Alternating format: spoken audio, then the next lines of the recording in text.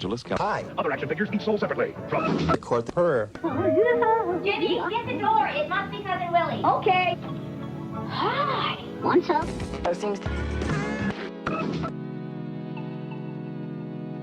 The following video is rated R and is intended for an adult audience. So if you're under 18, take a fucking hike, eh?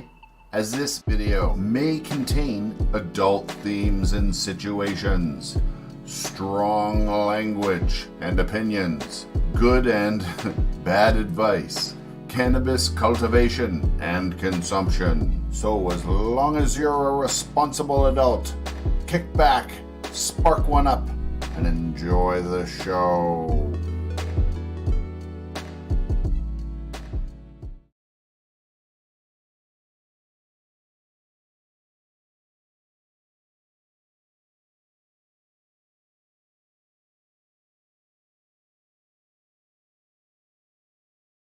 August and Queen works on occasion. Oh man, I'm sorry for the late start today, everybody, and the frog in my voice. I'm an idiot.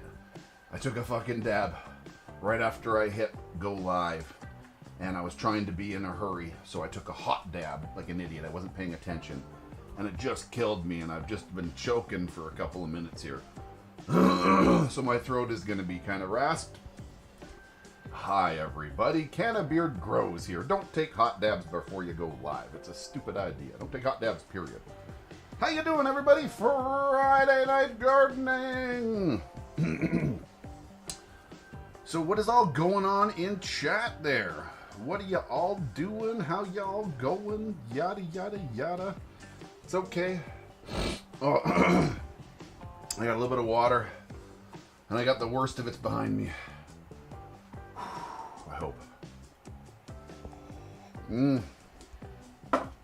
Yeah, I do have a case of them bitch lungs for sure.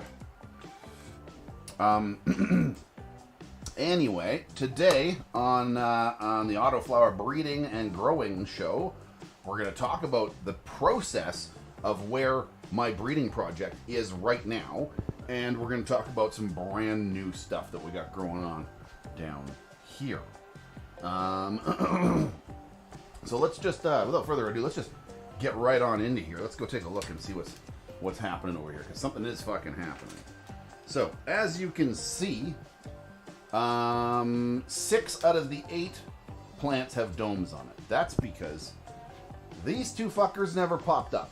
If you remember, when I planted them, this one had a weird seed. This one right here was no tail, just a cracked open seed. It looked like a clam.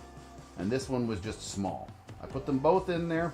I watered them every single day. I had a lid on them. Nothing fucking popped up. However, everything else popped up. Come on. It's caught on the cable. There we go. Everything else popped up. So we got these guys right here. So on the end here we got what is that? Deep Blue Sea Sour Bubblies. We got both of those, 1 and 2. Those popped up. These here are Creme de la Creme 3 Bears Forum Stompers. Both of those fucking popped up. That was the one I was most excited for. So bottom line is, we got the Creme de la Creme 3 Bears Forum Stomper cross. That's the one that's really exciting. And these ones here, because I've grown them in the past, and I fucked them up last time, and they still tasted good. So hopefully, if I don't fuck them up this time, they're going to taste amazing. By the way, these are all Mephisto genetics. And unfortunately, the Man-Bear Alien Pig 3 Bears crosses, neither of them properly germinated. They were both weird seeds. Didn't come out of the soil. Wah, wah, wah, wah, wah. Well, there's always an acceptable amount of loss. You just gotta accept when you're growing 10 that two or three might die. It just happens, man. Generally, you got a pretty good ratio. Most of these strains are pretty good companies and stuff. And then over here we got Creme de la Creme and Skywalker crosses. So we got not one, but two creme de la cremes. And then we got, what is this thing here? The deep blue sea sour bubblers. So that's okay. I would have liked to have tried that, the man bear alien pigs, but they're not gonna, they just didn't make it. So, bottom line is, we're just gonna take them right out of the equation here. I'll go recycle their soil outside. Like that. And, I might shuffle all this stuff in here around a little bit so that it's a bit more even. Maybe I'll stick 3 on each side. I don't know. I could stick 3 over there and 3 over there, but then I'll have to split them up and they'll be like one of each, like in the middle will both, like in the middle here, like here and here will both be the same, and then these two on the outer will be the same, and these two, I don't know. I don't know. Maybe I'll just turn one of those sideways and put all of them on one of those platforms. I don't know, but it doesn't matter. That'll be just fine, just fine. And, by the way, this episode, if I haven't mentioned it yet, which I have not, where is it here? It is right there. Brought to you in part by the wonderful folks over at MARSHYDRO. I be using their lights. I be loving their lights. Right here, man. This is the SP6500. This is like their industrial flagship for commercial growing. And this is a fucking monster. I didn't need this light. I wanted this light. And this light is fantastic. I cannot recommend their brand enough. I'll be honest. I had some reservations in the past, and I've actually tested all of their different series, and I got to give them the thumbs up, man. I've liked and grown very well under every single thing I've used from their company, from the lowest, cheapest, budget-friendly, up to the most expensive, god-awful overkill lights that they offer. They're all fantastic lights. CANNABEARD thumbs up of approval, everybody. Use my code, get yourself a discount, and grow awesome with some Mars, man. Whether you got a good budget or a little budget, they got a light for you. Now, that all being said, this is a breeding project by nature. In the other room, I have a 2x4 tent with 2 twin sister clones. Not clones, sorry. They're just, yeah, let me rephrase that. Not clones. 2 twin sister AutoFlowers that I sprayed with colloidal silver and forced the top, the cola, the main cola, and subsequent couple of flowers down, all to flip into a male flower. And will subsequently pollinate the rest of the plant and do the whole thing. It'll self-seed, or S1. This is technically an S2 because I've already self-seeded some things that I've been breeding with. Boom. There is a photograph taken today.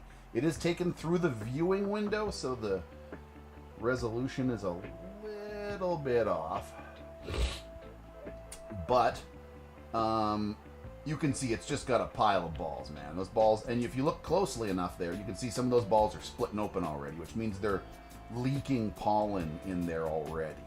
So at this point, I am considering this tent as a biohazard.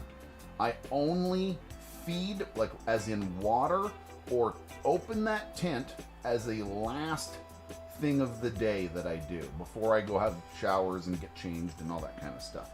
So I will not feed them water in the morning.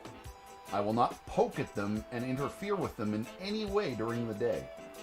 In the evening, when I'm done all of my other business, I go in before bed and I go and I deal with this one here. I give them a little bit of water, and one of the things I'm doing is I'm spraying. Oh, that's right. I don't have my other. I only got 2 cameras in here. One of the other things I'm doing is I'm spraying water like in the room and on myself a little bit, so that when I leave, I'm not like pulling it with me. It's in a separate section of the house. I've got a really good carbon filter on there, with tape so there's no leaks. And then I have like a little blanket thrown over top of the carbon filter. And there's a pre-filter on the outside of the carbon filter. So the carbon filter is acting like a filter. There should be, hopefully, no pollen escaping through either the carbon filter, the pre-filter, or like the blanket thing that's over top of that. And the idea is I have that tent on sort of a permanent suction. A low suction, I think it's around a 3 or a 4 on the scale for the strength out of 10. But it keeps the tent on a negative pressure, sort of like sucked in on itself. And is what that does, in my opinion at any rate, is make sure that nothing is falling out of the tent. So I'm making auto seeds. Yes, I am. I'm breeding AutoFlowers together to make a new auto strain. Yes. So that these two plants in there will cross-pollinate, whatever, it doesn't matter, and they will pollinate each other. They're basically twins anyway. They look exactly the same. They grew exactly the same. Out of my pheno hunting, I was hoping for one, and I got 2 of the exact same pheno. So even if they're a little bit chemically different, they're going to get mixed now. And then we'll check out the offspring. I will grow a batch of the offspring when that happens, and we'll see how they look. And if they're all quite similar, which I'm hoping that they will be, because that should be stabilizing at this point and give me fewer and fewer phenos every time you do this. Anyway, as long as they look stable enough, I'll have it lab tested, and if everything looks good, I'll start letting some people have some of these dang seeds. And yes, they will all be females, 100%. They're all females to start with. They're AutoFlowers. They're feminized AutoFlowers to start with. So using the colloidal silver, I am guaranteeing that they will, yes, also be feminized, and that's good, because that's what I expect. When I get AutoFlowers, I expect them to be feminized, straight up. If I got unfeminized AutoFlowers, I'd be like, what the fuck are these? I'd feel a little ripped off, to be honest. I feel that AutoFlowers should almost all be feminized, just for the fact that they're expensive, and you kind of want them to just fucking work. You don't want to accidentally have a male popping up. You just want like a 99% chance of them to all be female and call it a fucking day. Now, photo periods, you don't always want those things to be feminized. That's a whole different thing. Do male autos not exist? Yes, they do. There are unfeminized autos, and you can force a feminized plant into a male flower, which is basically the same thing. It's not a natural male, but it'll bring over the same genes as the pheno that you're looking for. So whatever pheno it is, it'll push those genes into whatever you're mixing it with. So if you're mixing it with itself, it'll just condense and lock in those specific phenos. Crossing my fingers. Again, this is kind of new water to me. Understand when I talk about this stuff, everybody, that I'm not asking you guys to carve this shit in stone, and CANNABEARD says that this is how you do it, because that's not the case, man. I'm learning along with you guys. I'm more showing you my process and talking my way through it. I'm not trying to teach you the way. I'm showing you what I'm doing and showing you the results. Do I expect perfection? No. I've never done this before. I'm in new waters. I've asked a lot of things on the Discord. We've got a wicked Discord group. Links are below. Check it out. I've asked a lot of breeders that are involved in our Discord gardening group, and I've been just listening and researching and reading and watching videos and just trying to absorb the knowledge and trying to, do what I think is right based on all of that information. So that's what I'm doing.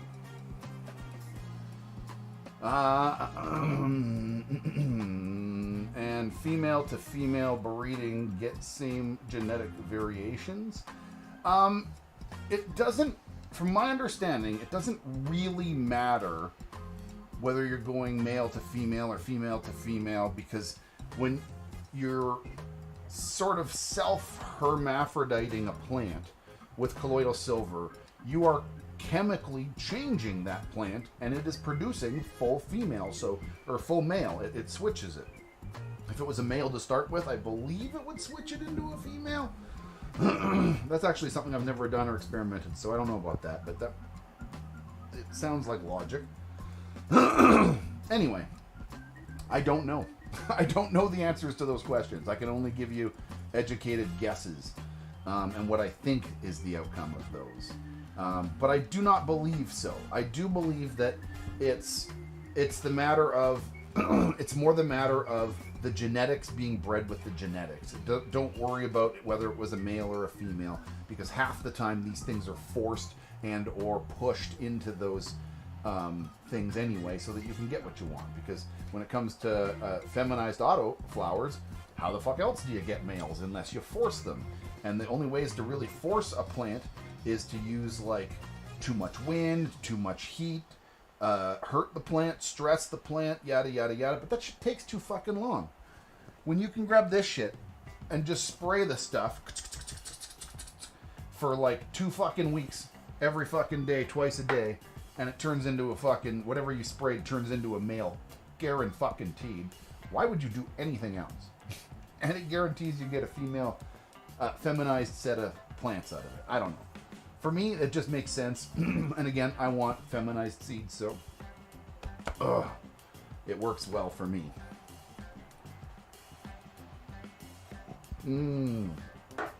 So that's what we got going on here. We got 6 really nice strains going on from Mephisto Genetics. Yeah, that's what's growing on in here. I haven't fed them any fertilizers yet. They will be getting fertilizers probably on the next feed, but we're talking like a couple of milliliters per gallon. We're talking like a 2 milliliter per gallon kind of feed, so it's very, very, very minor. But I believe this next feeding, maybe the one after that, in the next couple of days, though, they'll be getting their first feeding of nutrition. And there is like a little bit in the soil. The soil has some nutrients in it and stuff. Yeah.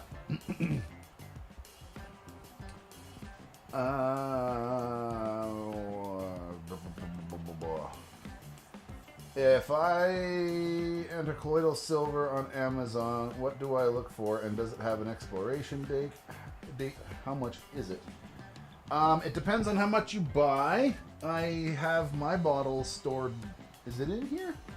No, I don't think it is in this room. Oh, yep. Pardon me, it is in this room. This room is, half of this room is nice and almost, I almost want to say cool, but in the certain areas it is kind of cool. Let's see, is there an expiry date on this thing? The batch number got worn off. There might have been one, but I rubbed it off like from my hand because it was bad ink. But this is what I use. I bought this big bottle like this. It was like, I want to say $60, but I'm never going to run out. I'm never going to run out. I've bred twice already out of this bottle, and look how much is in it. It's insane. I've got gallons of the shit. I go through about one of these refills per breeding session. Maybe 2 of them. It depends how much. But, yeah, I don't know. I've seen them between $40 and $60 on Amazon, man. Get 30 or 40 ppm, something like that. And that's about all I can tell you. There doesn't seem to be an expiration date. It doesn't say to keep it refrigerated. I do keep it in the, corner of this room. There's a fan going where there's no light. It's actually surprising. Over here holds some temperature pretty good, but then on the back of the fucking room over there up against the wall, it's kind of cool, honestly. The fan kind of blows over there. It's dark. There's no lighting over there. There's only centralized lighting over here, and a lot of it is being moved. So if the temperature raises, it gets sucked out right here, right away. And speaking of which, I haven't even gotten to flower, so I've actually got the carbon filter separated from the fan, and I've just got a piece of foam on the fan so that it will, what's the word I'm looking for here? It'll just act like a particulate filter But there's no stink from the plants until they're like at least into flower somewhere, and they're not anywhere near that. We got a ways to go here, folks. They're gonna be little shrimpies for like 2 weeks. When I come back next week, they're gonna be like, look how small they still are. They're still little shrimpies, because they're gonna spend the next 2 weeks. They'll slowly grow one more set of leaves, but they're gonna spend all of that time establishing roots down into the pot. And then after that 1 week of establishing roots, it'll start going up. So it takes about 2 weeks for your standard seedlings to really start showing proper growth. The first week is just sort of getting its fucking foot into the soil. Second week is really starting to develop a root system. Third week it starts shooting up. About like that, give or take a couple a little bit. Much hugs, my friend Jefferson. Everybody in chat, send Jefferson some cannabis community love. My friend needs a bit of love. On that note, folks, that's about all I got to talk about here today. We got baby seedlings. We got big crazy cannaballs in the other room, like that. And it's what I've been doing, by the way. Is I don't go in there.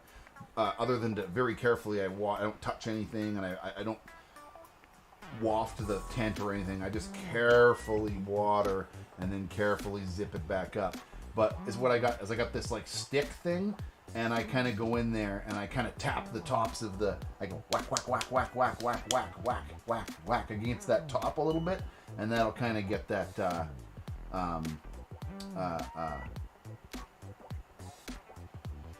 The pollen flapping around in there a little bit, you know what I'm saying? So, as a few more of those pods start to open up, is what I'll do is I'll actually shut the fan down for a little bit, whack them so that the pollen can kind of like settle, and then I'll turn all the fans back on again. Kind of jazz. But should be fine, man. They should self-seed just fine. I've done this in the past and it worked well. Last time I tried to use the pollen to pollinate something, I think my pollen had died. So I think self-seeding or reversing one to get the pollen out of it is at the very least fresh. Is going to work a lot better this time than the last time, because I failed my saving the pollen. I should have put it in the freezer. If you guys ever save pollen, put it in the freezer unless you're using it in the next like 2 months. I waited almost a year and it was inactive by the time I got to it. So anyway, food for thought. Thank you very much, everybody. Like the video if you did like the video. And, yeah, I'll see you guys soon. Don't forget to follow me on Twitch. I'm doing a lot of behind-the-scenes stuff from the Grow Garage and tons of cannabis gaming and stuff. So come hang out with us over on Twitch. There's something for everybody. It might not be all for you at the same time, but pick your battles. Come join us over there. It is also free. And otherwise, I will see you guys on Sunday. And don't forget that, yes, the Sunday session has moved to Twitch. I know this kind of annoys some people, but the reality is I just can't consume weed on YouTube any longer. YouTube is being an absolute nightmare right now to keep on the platform. And if I want to keep my channel afloat and I don't want to lose it to being deleted, like many channels have fallen recently, then I need to kind of really monitor my content for a while. So that's what I'm doing. So if you want to see all the token action, man, that's happening there. So this Sunday, the Sunday session, same time and everything like that, but just over on Twitch. Follow me. Name is CANNABEARD. I'll see you there, or I'll see you here on the next episode that I do here. Peace, everybody.